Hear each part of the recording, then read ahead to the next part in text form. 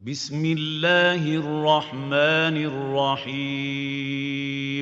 اعوذ باللہ من الشیطان الرجیم بسم اللہ الرحمن الرحیم الحمدللہ رب العالمین والصلاة والسلام طیب والإکرام نبیہم کریم والا تہم تعریف نالمعصومین المظلومین الذین اللہ ورحم مجیسا وطہرہم تطہیرا اللهم صل على محمد وعلى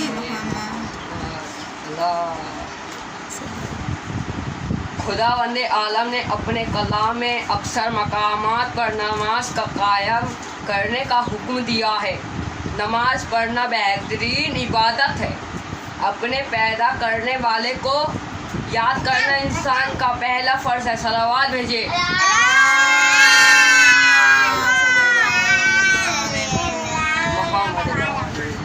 حاضران مجلس میرا بیان دل لگا کر سنیں اور نصیحت کے موتی سے اپنے دامن کو بھریں. ذرا دل میں خیال کریں، قیامت کے دن سب سے پہلے نماز کا سوال کیا جائے گا. اگر نماز قبول نہ ہوئی تو تمام اعمال بیکار ہو جائیں گے. جو ہمارے سارے اعمال ہیں وہ بیکار ہو جائیں گے. نماز صرف مجلس میں رو لینا نجات کے لیے کافی نہیں ہے. نماز ترک کرنے والا خدا کا نافرمان بندہ ہے. پھر اس کی نجات کیسے ہو سکتی ہے؟ اس لیے ہر مومن کے دل میں یہ بات بیٹھ جانا چاہیے کہ بغیر نماز کی کوئی بھی عبادت قبول نہیں ہو سکتی.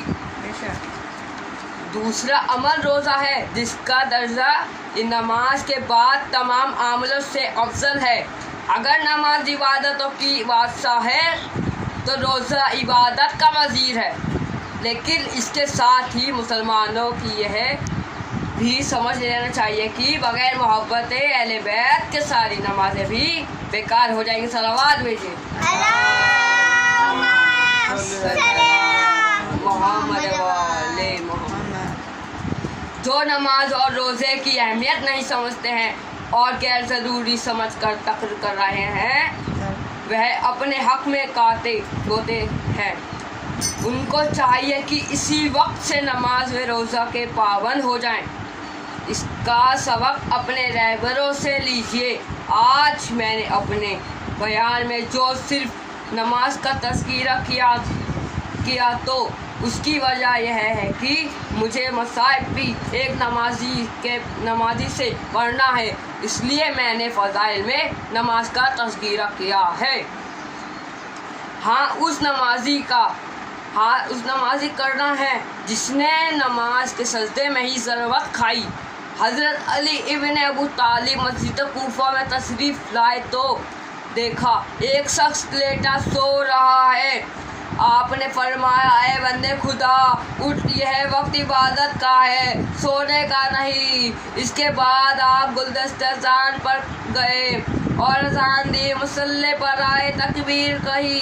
ابھی پہلی رکعت ختم کر کے سجدے میں سر جھکایا تھا کہ ابن ملزم نے زہرآلو تلوار کا بھرپور وار سر پر کیا. مسجد کے دروازے آپس میں ٹکرانے لگے. ملائکہ میں انتظار پھیلا. زمین میں آسمان سے رونے کی آوازیں بلند ہونے لگی.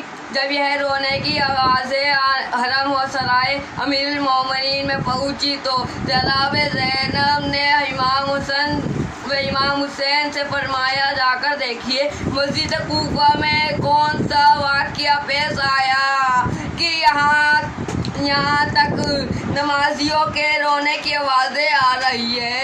حسنین بے چین ہو کر مسجد کی طرف چلے. جا کر دیکھتے ہیں کیا باپ خون میں ڈوبا ہوا ہے. دونوں شہزادے باپ سے لپٹ گئے اور کہنے لگے، ہائے بابا، آپ پر یہ ظلم کس نے کیا؟ علی نے سر اٹھا کر بیٹوں کی طرف دیکھا اور اپنا درد بھول گئے. فرمایا، بیٹا حسن، پہلے نماز تمام کراؤ. امام حسن نے نماز تمام کرائی. پھر باپ کو پھر لے کر آئے. بیویوں میں ایک کوہرام برپا ہو گیا.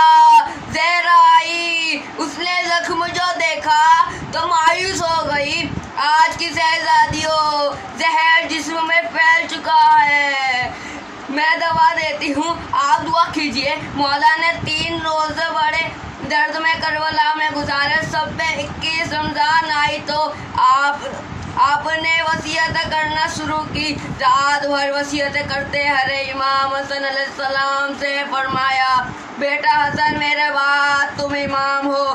پھر صبح وقت نماز ایک مرتبہ کروٹ جو لی تو جناب ام کلثوم نے نظر پڑی, دیکھا روح کلسنے لگی, جنت کو پرواز کر گئی. بیٹی ہائے بابا کہہ کر سر میں سیرا پیٹنے لگی. بیٹوں نے امام سروں سے پھینک دیے. یہ لوگوں نے سمجھ لیا کہ دنیا حضرت امیر المومنین سے خالی ہو گئی. اب غلام اور تمام صحابی خاک اڑاتے لگے, منہ پر تماچے مارنے لگے اور ہر ایک منہ پر یہ صدا تھی, دنیا سے یتیموں کا نگے ہوا اڑ گیا اے مومنو سیوں کا مہماں اڑ گیا.